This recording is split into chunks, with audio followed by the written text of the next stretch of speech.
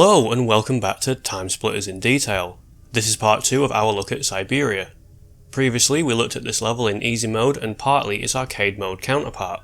In this video we'll be exploring the normal and hard mode version of this level, as well as a wider look at the arcade league and challenge mode version 2. I'd like to start by thanking viewers of the previous video. I had some great comments and feedback, especially from some very kind people who took the time to translate parts of the radio broadcast featured in the control room. We'll kick things off by revisiting this area with included translations. I also sent the sound file to a Russian friend of mine, but he said he couldn't pick out any particular dialogue or phrases in Russian.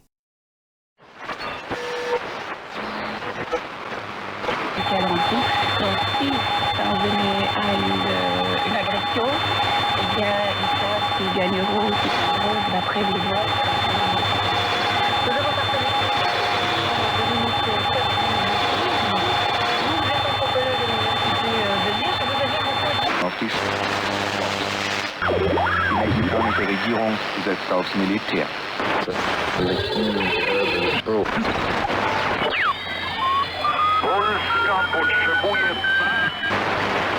Bah là on va passer au deuxième exercice parce que le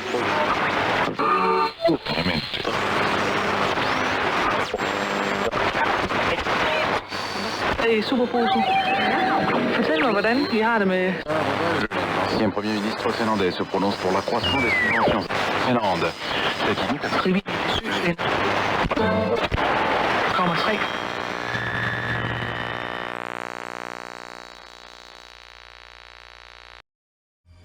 Here we are back at the start of the level, and I wanted to show a small snowy effect here. The closer you get to the end of the tunnel, you'll notice a hazy effect becomes less obvious. The closer you get, it becomes more transparent, and the further away you get, the hazy effect becomes thicker. I've noticed this on quite a few buildings when you're looking outside on this level, and you can see the trickery done here. If we go out of bounds and go to the end of the tunnel, you can see a square of animation. This is present on a few buildings, but it's most visible here. This is a neat little trick that makes the environment look a bit more snowy and blizzardy than it really is. A unique feature of TimeSplitters is the difficulty levels. Instead of just being linear, where AI get more health points and you get less, levels will expand in size with new objectives and more AI will be placed on them. In easy mode, in the starting area, there are just 3 guards and 1 camera. However, as we go up the difficulty levels, you'll see it changes.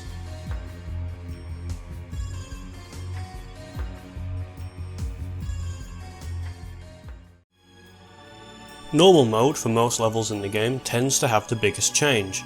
The levels are generally longer with more objectives. In this area, on normal mode, there's 2 additional guards and an additional camera. You can see one of the guards in here. As we go around the corner, you'll see the new camera.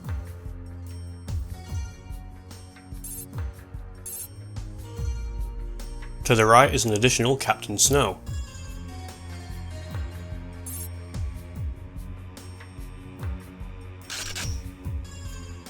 Another enemy which only appears on normal and hard mode is on the rooftops. As you make your way to the second set of buildings, you'll notice a sniper appears at the top of the dam.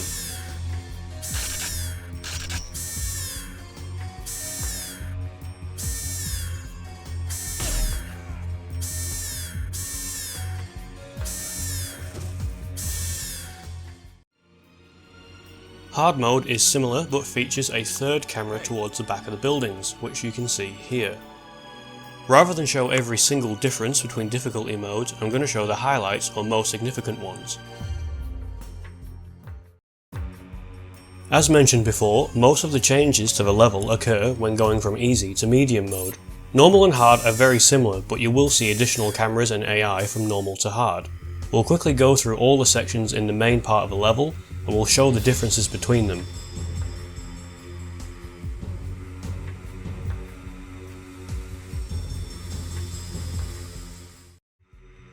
Areas such as the interior for the top of the dam simply have more guards. In some cases you will see additional sentry turrets as well, such as at the end of this area.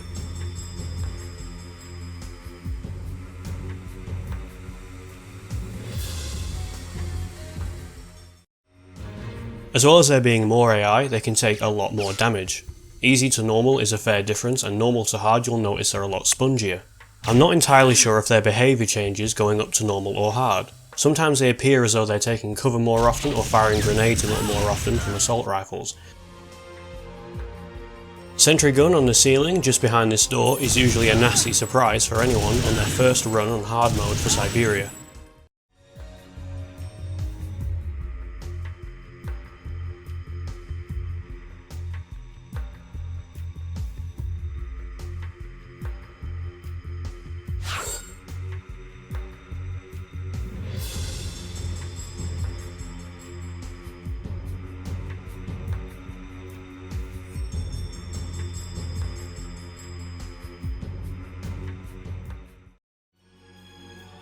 There are no major differences for the stairwell here. On normal and hard there's an additional guard, but you'll start to notice normal and hard do seem to merge together a lot more often further on into the level.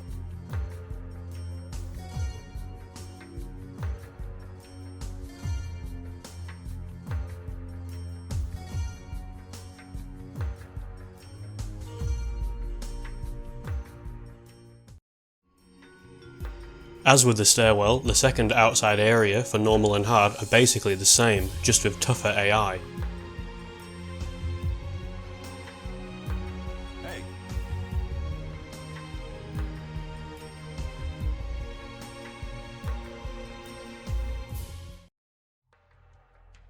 Normal mode ramps the difficulty up quite a lot, with a sniper at the top of the dam and 2 additional cameras as well as another guard outside. Hard mode is the same as normal, but obviously the AI are tougher.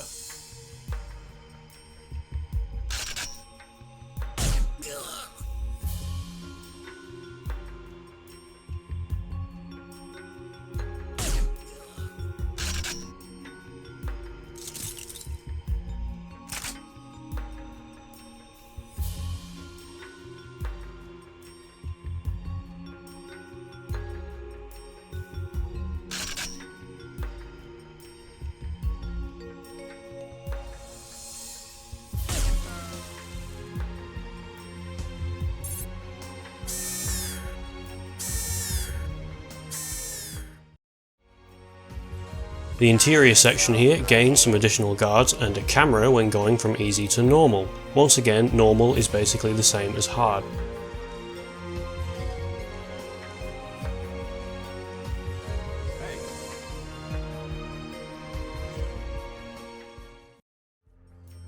Time crystal located.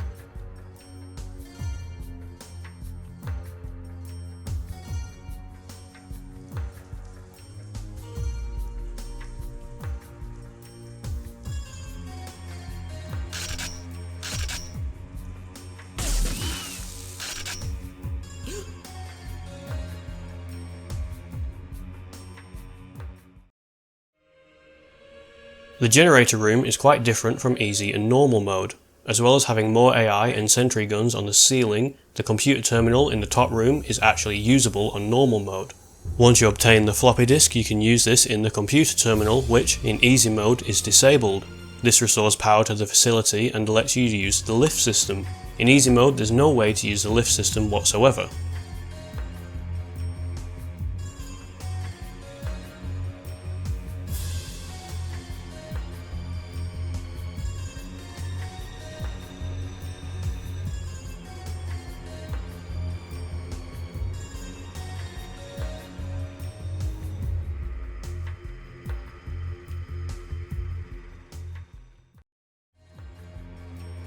It's at this point in the game that easy mode differs significantly from normal and hard.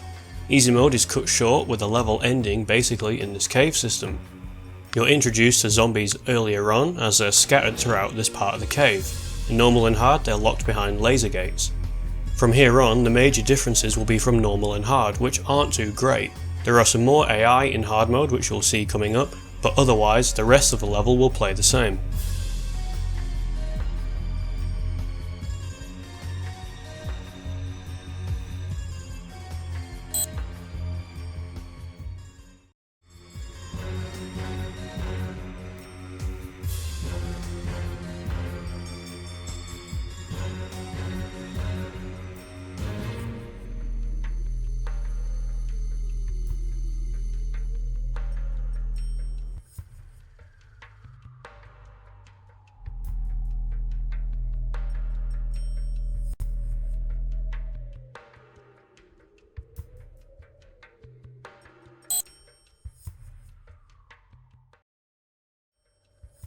We're now at a stage which is normally off limits to easy mode, so we'll be continuing on normal and hard only. We did manage to access this area in the previous video on easy mode, but there's nothing in the rooms. The floppy disk is there, however.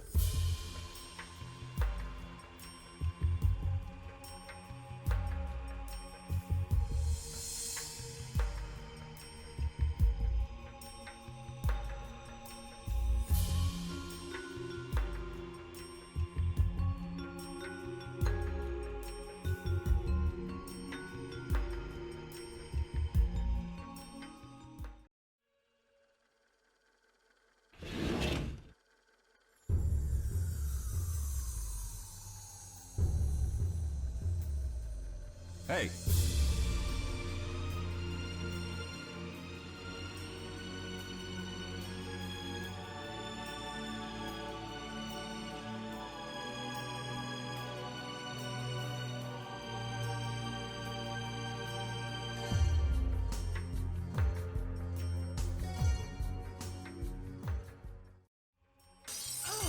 I noticed on occasion when entering this room that not all the zombies or even guard would spawn. I think this was a result of using the walkthrough walls cheat, as I wasn't hitting the trigger boxes. Going in and out a few times got them all to spawn again.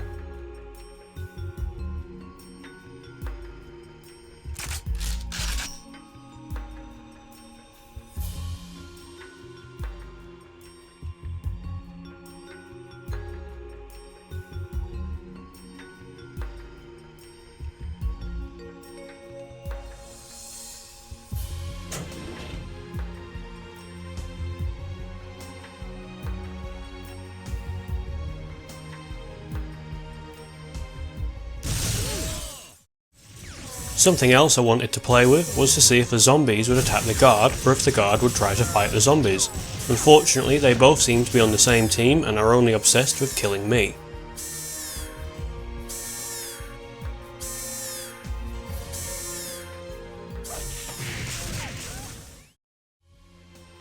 When you obtain the floppy disk in this room, several things happen. The zombies will awaken, the lights will change to red, the speaker system will initiate lockdown, and the door at the end of the corridor will be locked. Using the walkthrough walls cheat, we can bypass this. I was interested to see if the AI could open it, but on every attempt they wouldn't. When I went to the original switch which would open the door, it was completely unusable.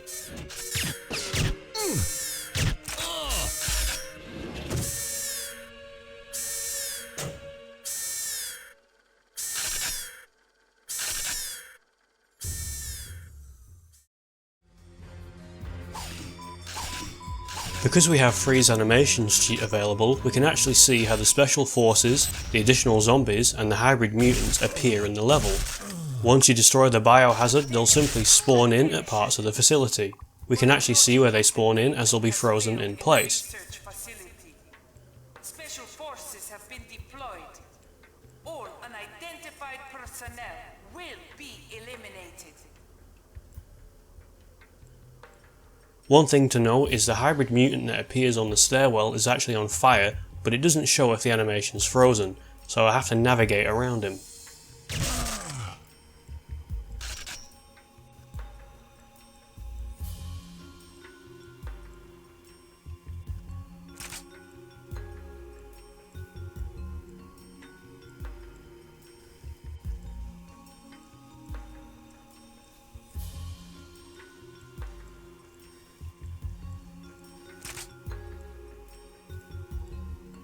I'll make my way to the lifts, which are now finally working, so we can get to the top of the dam and have some fun with the helicopter.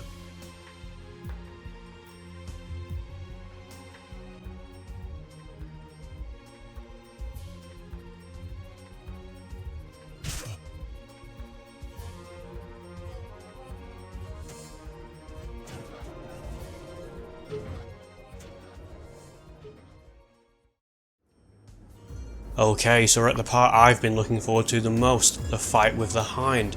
We finally made it to the top of the dam, and we can explore up here. When you go out onto the dam, you'll notice the snow effect is a bit more extreme, and there's a sound effect for rushing wind.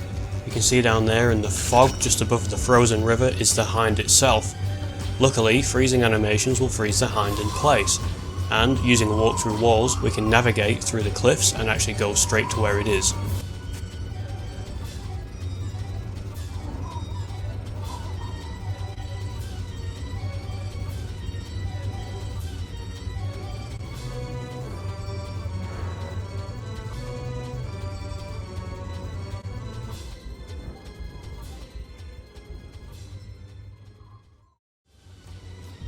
So here we are, this is where the hind spawns. It spawns here and makes its way through the cliffs to the dam, and then will start attacking the player. You can also see where the river ends here. It sort of curves off so you can't see it in any normal circumstances. There's also several layers of fog which we'll explore later, which also conceals the exit here. We can damage the hind even though it's only just spawned in. Any weapon will damage it, but only to a certain extent.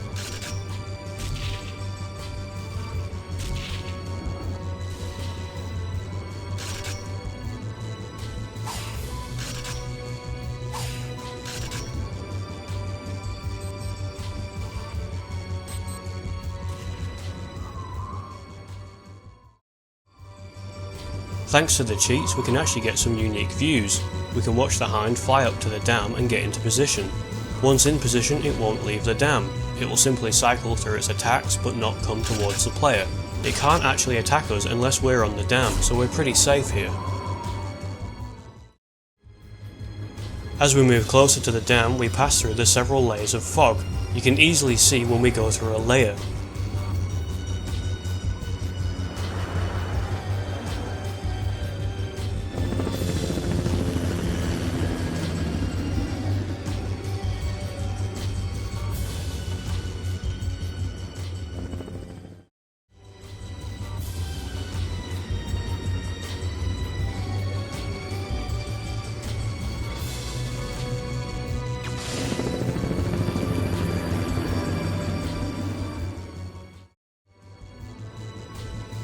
Alright, so let's finish off the hind. Now we'll use our standard weapons as much as we can, and maybe a few timed mines.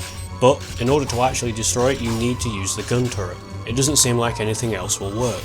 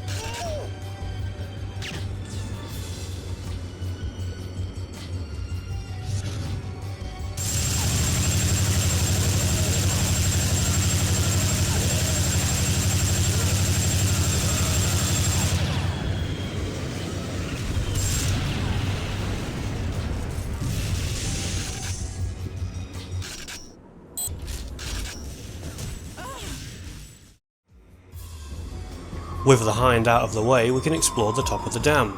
You can go out the front of it a little bit before you fall down, but not too far. If you go too far forwards, you'll simply fall through the air and into the river below and die instantly.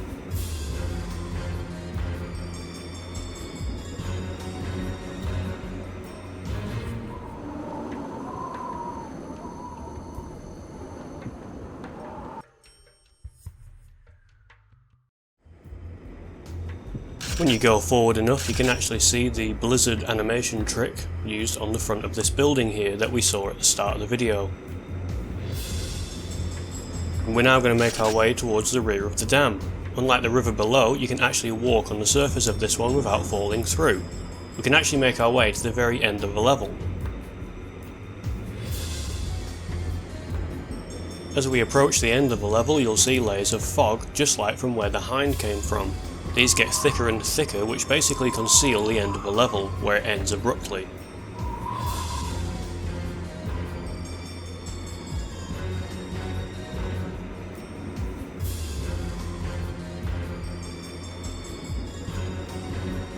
You can clearly see the layers of fog here. The further down the river we get, the more there are, making it more obscured.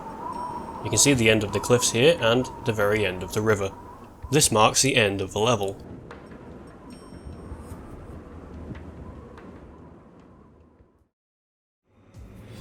Now, something I really wanted to do was get to the bottom of the dam whilst the helicopter boss is active. Usually when the boss fight starts, the two lifts at either side are deactivated and you can't go down them. I can get to the bottom of the dam by falling off the dam, but I'll die in the process. What I've done here is, when I get to the top of the dam, I've sent the lift back down but frozen it in place as it's on its way down. Then, when the boss fight starts, I go back into the lift, but it will be stuck in place. I'm a bit lower down the shaft. I can use the walk through walls glitch to get out of bounds on the lift, but I usually fall and die. This happens several times. If I'm lucky enough, I'll fall and land on an invisible barrier. The level is still loaded, all the level geometry is there, and all the surfaces are there, but I just can't see them. The trick is to fall out of the lift and land in the stairwell, then using the temporal uplink, I can use the map on that, navigate my way to the bottom, and have to use some trickery to get the rest of the game to load in. This took me an absolute age, but it was quite interesting that it actually works.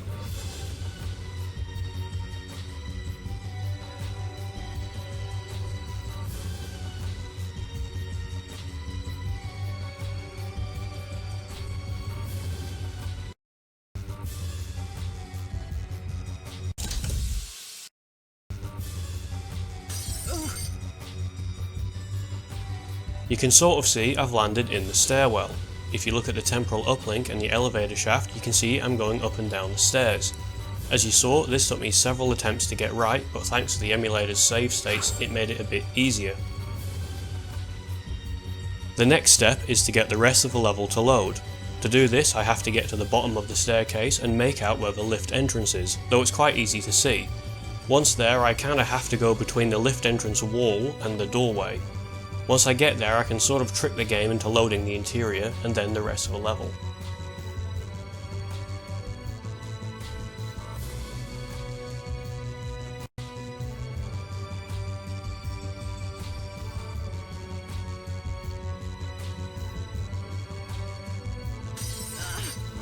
And there you have it. I think the video makes it look a bit easier than it was, as it took me quite a while to work out a good way to get down. I just wish there was a way to get to the top of the dam on easy mode, and I'll still investigate if that's possible. You can see that the hind is still making its way to the dam. We'll use this new trick of getting down the dam to the bottom to have a good look at the hind and have a bit of fun. I've made my way across the bottom of the river to get as close to the hind as I can. I must say I'm really pleased that this method of getting down from the dam has worked out so well. We can see the hind up close in detail now.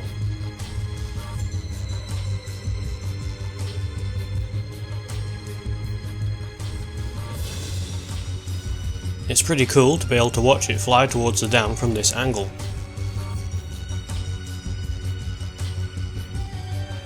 For now, I'd like to jump out of story mode so we can have a good look at Siberia on Arcade League and challenge mode. There are differences between all three modes and we'll have a look now.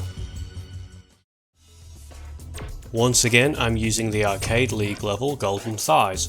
This is a good choice as it uses Siberia as the level, there's only one AI which I can freeze in place, and there's a relatively long timer, meaning we get a good amount of time to explore the level. So, first impressions, and everything basically looks the same, though when we go to the very starting area you'll notice that some of the crates are missing. This is the same throughout most of the level. Most of the props and story mode items are not loaded in. I do wonder why they didn't include Siberia as a playable arcade level. Obviously they've got player spawns and weapon pickups already mapped out. I think even if they blocked off access to the second interior and the top of the dam, it would still make for an okay Arcade League level. You could even have capture the bag work here with team bags placed on each side of the river. As it stands, I believe there's only shrink and elimination available on Siberia through the Arcade League. It's a shame it never got more work and put into arcade. Sadly, as you can see or hear, there's no radio broadcast and there's no switch for the door.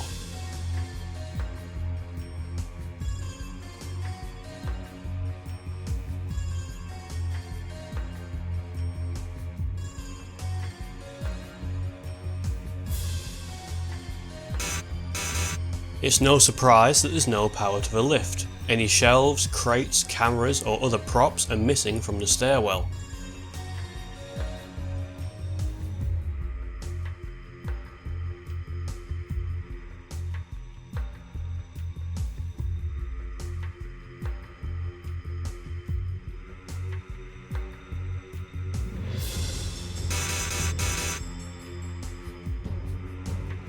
The top interior for the dam is also pretty barren.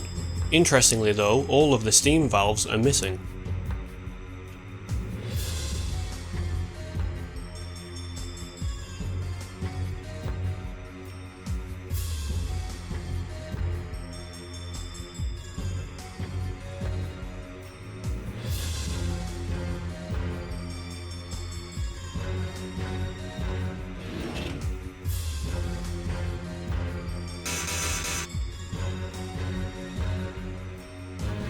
Once again, the stairwell is pretty bland and there's nothing there.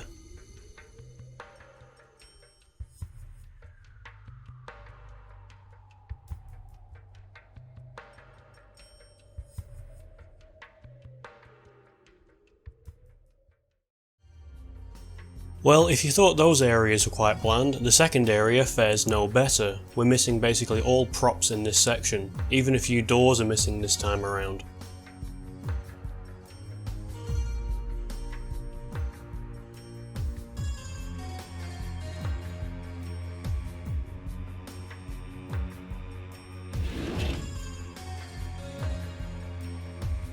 Even the shower wasn't spared here, it no longer works.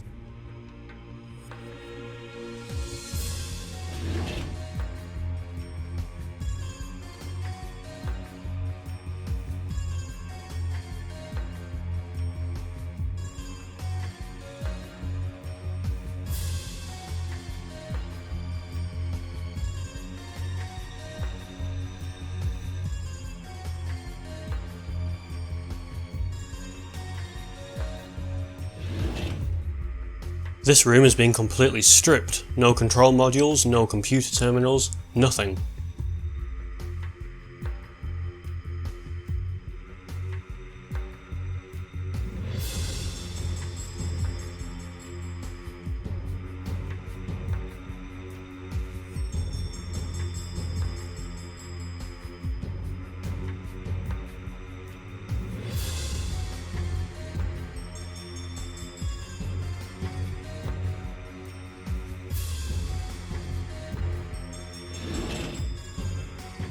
There are no laser gates here in room number 1 or 3.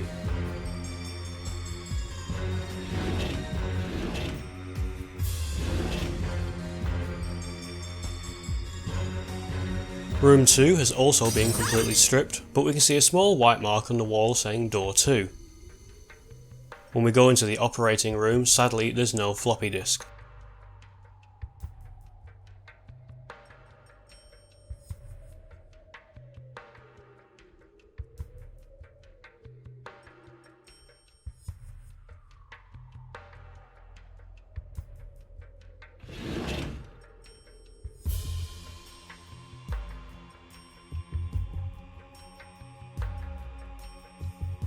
Down at the bottom of the cave, the biohazard container is still there and beneath the ground.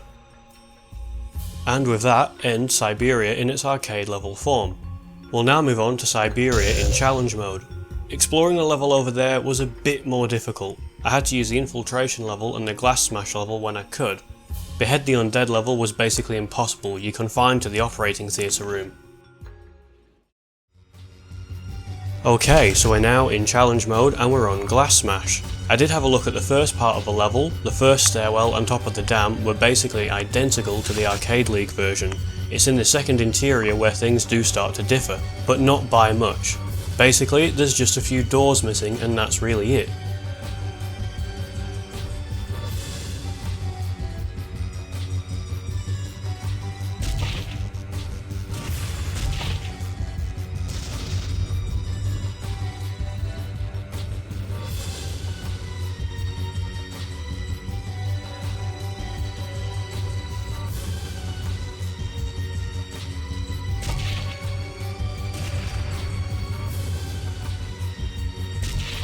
Unfortunately, the glass in this room doesn't count towards the glass broken.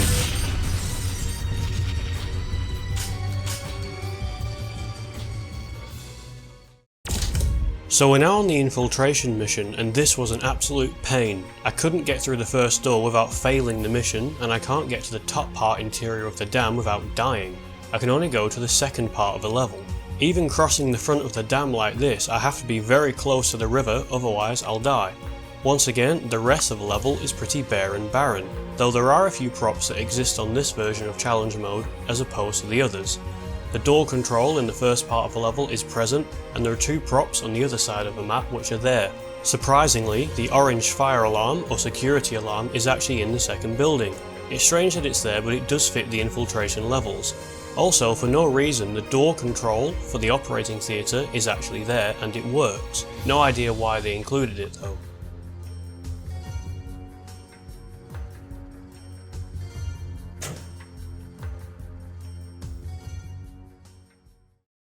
At this stage there's not much left to do, though I did some digging in the game files and I found what I believe are some unused audio files for the speaker system. The female announcer for the security system in the facility seems to have some extra lines. Intruder alert. Attention all units. Intruder spotted at the north staircase. Intruder spotted in the main complex area. Dam interior security breach. And I think that just about ties everything up. There's no doubt that I've missed a few details here and there, and I'm more than happy to return to Siberia in the future, even if it's for an episode to just tie a few things up. Thank you very much for watching, and I'll see you next time.